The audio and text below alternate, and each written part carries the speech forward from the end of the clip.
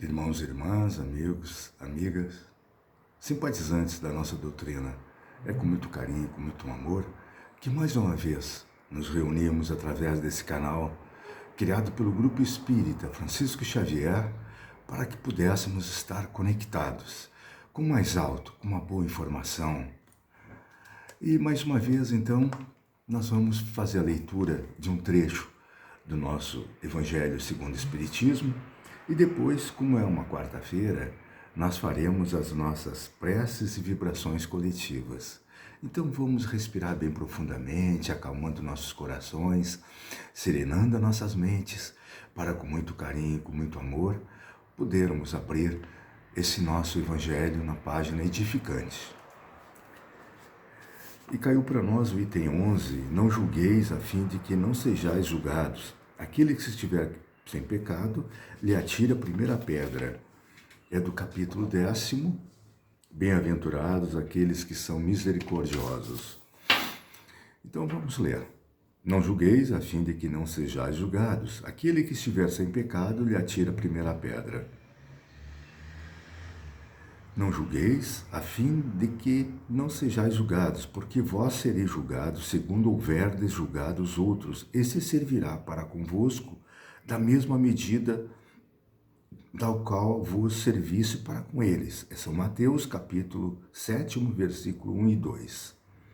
Então os escribas e os fariseus lhe conduziram uma mulher que tinha sido surpreendida em adultério e a colocaram de pé no meio do povo, dizendo a Jesus: Mestre, esta mulher acaba de ser surpreendida em adultério. Ora, Moisés nos ordena na lei para lapidar as adúlteras. Qual é, pois, sobre isso vosso sentimento? Eles diziam isso tentando, a fim de ter do que acusá-lo. Mas Jesus, abaixando-se, escrevia com o dedo sobre a terra. Como continuasse a interrogá-lo, ele se ergueu e lhes disse: Aquele dentre vós que estiver sem pecado, lhe atire a primeira pedra. Depois, abaixando-se de novo, continuou a escrever sobre a terra. Mas eles, ouvindo-o falar assim, se retiraram um após outro, os velhos saindo primeiro, e assim Jesus permaneceu só com a mulher que estava no meio da praça. Então Jesus, se levantando, lhe disse: Mulher, onde estão os vossos acusadores? Ninguém vos condenou? Ela lhe disse: Não, Senhor. Jesus lhe respondeu: Eu também não vos condenarei. Ide e no futuro não pequeis mais. São João, capítulo 8, versículo de 3 a 11. Aquele que estiver sem pecado, lhe atire a primeira pedra, disse Jesus. Esta máxima nos faz da indulgência um dever, porque não há ninguém que dela não tenha necessidade para si mesmo. Ela nos ensina que não devemos julgar os outros mais severamente do que julgaremos a nós mesmos, nem condenar em outrem o que nos desculpamos em nós. Antes de censurar uma falta de alguém, vejamos se a mesma reprovação não pode recair sobre nós.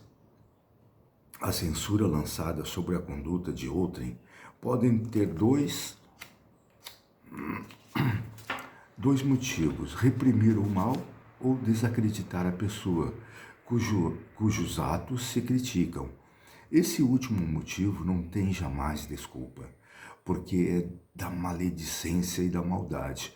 O primeiro pode ser louvável e torna-se mesmo um dever em certos casos, uma vez que disso deve resultar um bem. E sem isso o mal não seria jamais reprimido na sociedade. O homem, aliás, não deve ajudar o progresso do seu semelhante. Não seria preciso, pois, tomar no sentido absoluto esse princípio: não julgueis se não quiserdes ser julgado, porque a letra mata e o espírito vivifica.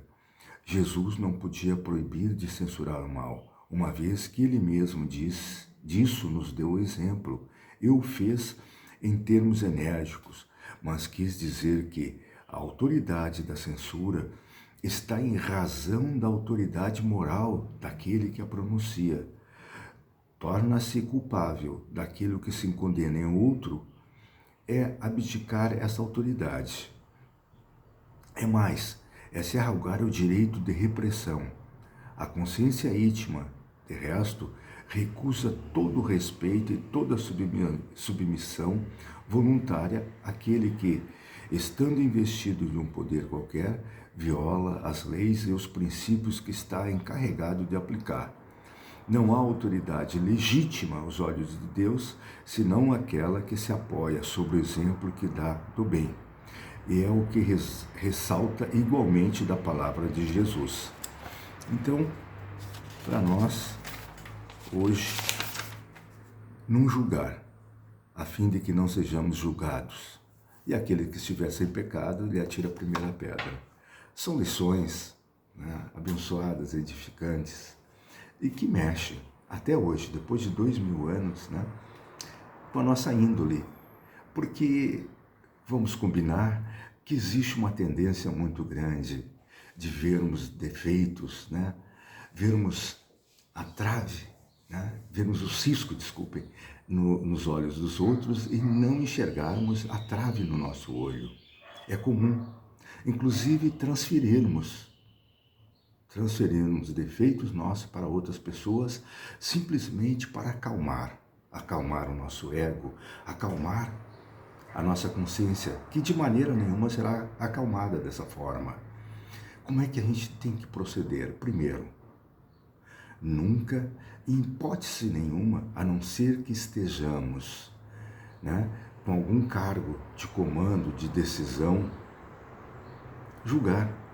Então, um juiz é o seu cargo, ele tem que julgar, mas sempre com a lei, nunca por capricho, nunca. Então, o que a gente tem que ver? Nós temos que, de uma vez por todas, né, deixarmos essa mania, porque é mania. Nós vamos criando as manias para nós. A gente vai, hoje, né, a gente se levanta, olha, aquela pessoa fez tal e tal coisa, meu vizinho é isso, o vizinho de cima que mora em edifício, né? Você é em casa, olha só, como não cuida do seu terreno, como seus cachorros fazem sujeira e não limpa, olha o cheiro que vem, e por aí vai. É um julgamento atrás do outro, e muitas vezes até se tem razão em algumas coisas, muitas vezes. Mas nós temos que ter o quê, meus queridos? Misericórdia sempre.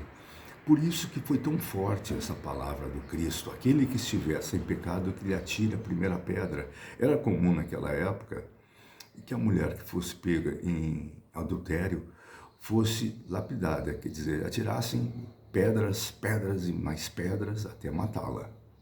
Era comum. A lei mosaica permitia que se fizesse isso, mas Jesus veio para dar uma nova face à sociedade, à civilização. 1500 anos depois de Moisés, ele veio há 2000 anos atrás, quer dizer, há 3.500 anos atrás era comum que se fizesse isso, mas há 2000 anos atrás Jesus veio, separou o antes e o depois, né?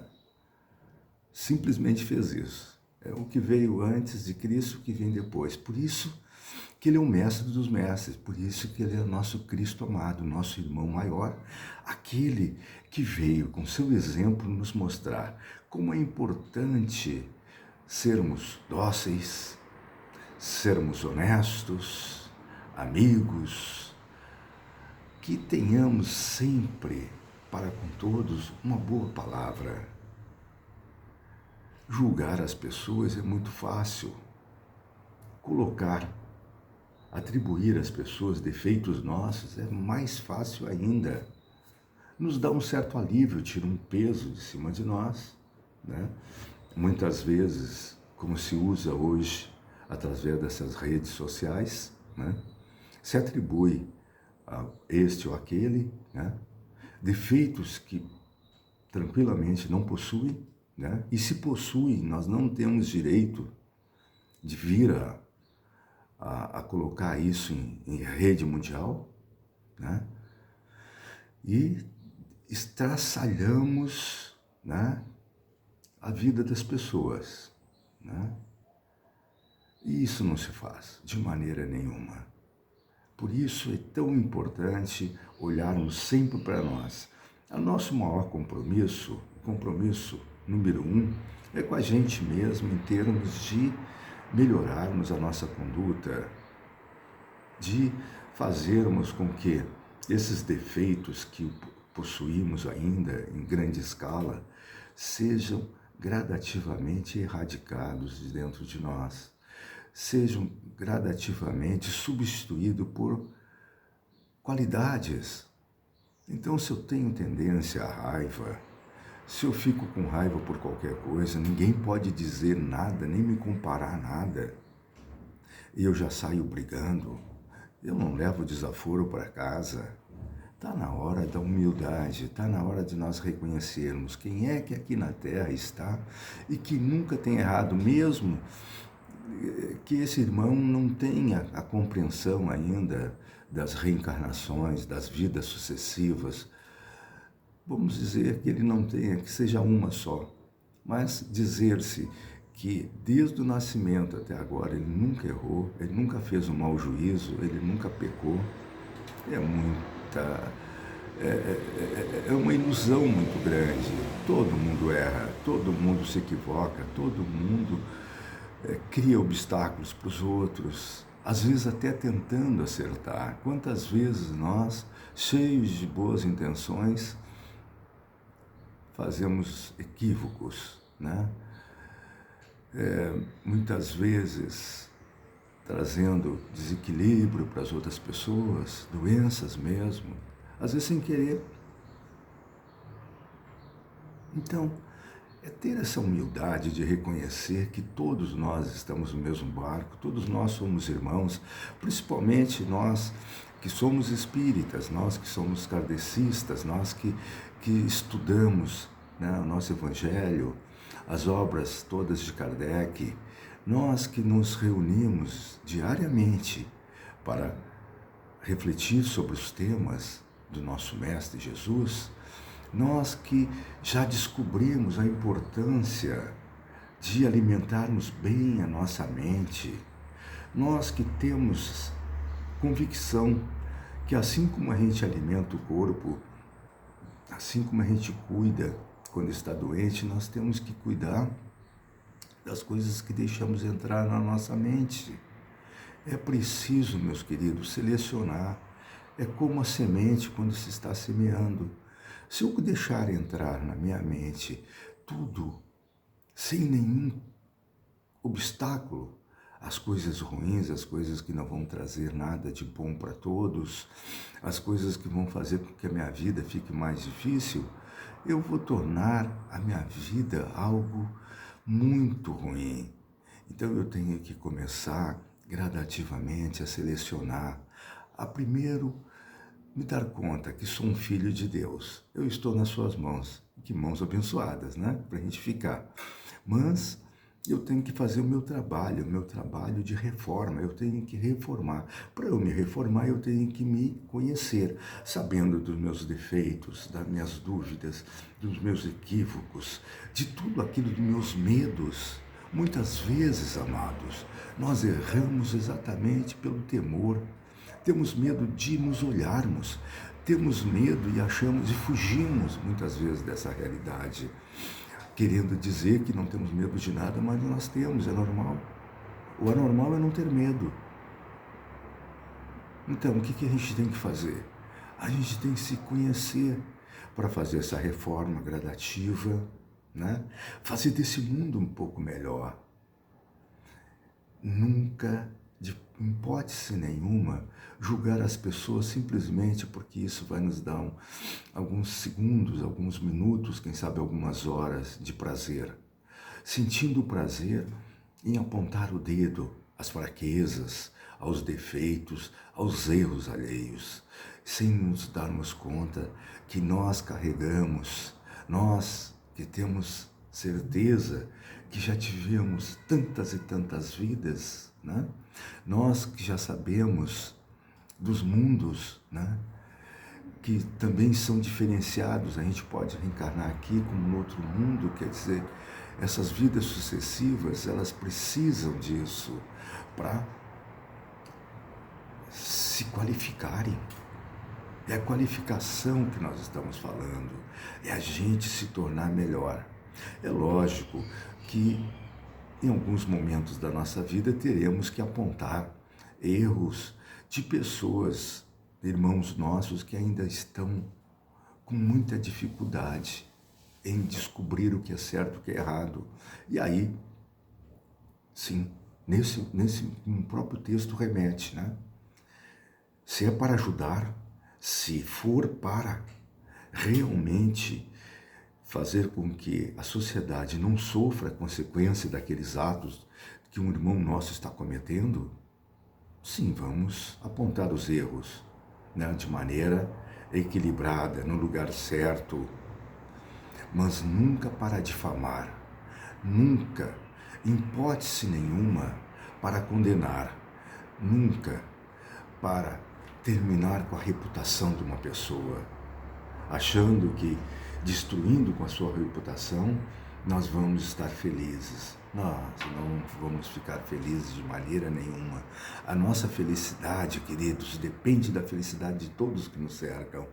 A gente só vai ser realmente feliz quando nós conseguirmos melhorarmos interiormente, fazendo com que as qualidades que foram colocadas dentro de nós pelo nosso Criador venham à tona, fiquem fortes, e aqueles que nos acompanham, aqueles que estão do nosso lado, aqueles que fazem parte da nossa civilização, também melhorem. Porque o mundo, nós sabemos, vai passar de provas e expiações, já foi primitivo, provas e expiações, agora vai passar para a regeneração. Depois vai em frente, vai melhorando. Mas quando nós passarmos para a regeneração, outras formas de convivências vão se abrir. Nós não teremos mais medo, nós não teremos mais essas culpas que carregamos, porque muitas vezes nós apontamos os dedos por culpas que sentimos, por dores na nossa consciência. E aí é a maneira de como reagirmos. Então não vamos reagir dessa maneira. Vamos ter misericórdia. Vamos sempre pensar no Mestre. O que o Mestre faria se ele estivesse no meu lugar? E às vezes esses julgamentos são muito fortes dentro das nossas casas. Nós não temos paciência com o cônjuge, nós não temos paciência com nossos pais, com os nossos avós, com nossos filhos. Achamos que podemos, porque estamos ali, que somos muitas vezes provedores daquela casa, nós achamos que podemos judiar das pessoas, apontar erros, chamar, terminar com eles, né? Por favor, não vamos fazer isso. Nós precisamos da paz, nós precisamos do equilíbrio, nós precisamos do bom senso. Claro que aquelas as coisas erradas nós temos, até porque, como nós somos responsáveis pelos nossos filhos, pela educação deles, nós temos que apontar seus erros com energia, mas com amor, dosar. É difícil, claro que é, muito difícil, mas é praticável, nós podemos praticar, não é a coisa impossível de ser realizada, nós podemos realizar dentro dos nossos lares, nas nossas vidas, aonde estivermos, o equilíbrio, a bondade, o carinho e o amor. Isso, meus queridos, vai trazer para nós aquilo que nós mais procuramos na vida, que é a felicidade, que é o chegar de noite, botar a cabeça no travesseiro e dormir tranquilo, que eu fiz tudo que era possível. Às vezes eu erro, e se eu errei, Senhor, me perdoe, e no outro dia eu vou aonde eu tiver errado, pecado, aonde eu tiver dito alguma coisa não muito edificante, eu vou lá e vou pedir desculpas com muita humildade, com muito carinho, com muito amor. E isso tem que nortear nossas vidas. É o amor, é o carinho, é a paz, é o Cristo. Então, amigos queridos, mais uma vez foi um privilégio ter estado com vocês. Vamos respirar bem profundamente, acalmando bem nossos corações, com muita humildade, sabendo que estamos nesse momento recebendo os fluidos necessários para nosso trabalho, nos prepararmos para as preces e vibrações coletivas. Irmãos, vamos unir nossas almas confiantes para dedicar nosso pensamento e sentimentos fraternos para quem precisa, quem está carente de saúde e de paz. Convidamos todos os irmãos a manterem seus corações e pensamentos vibrando nas preces que faremos a Deus, a partir deste momento, em favor daqueles a quem endereçarmos nossas vibrações. Pai amado, Jesus abençoado, irmãos de luz, que nos guiam, que nos ajudam, que nos dão as mãos. Muito obrigado por mais esse trabalho, por mais esse momento em que estivemos conectados, com bem, com amor e com a paz. Fiquem bem e que assim seja.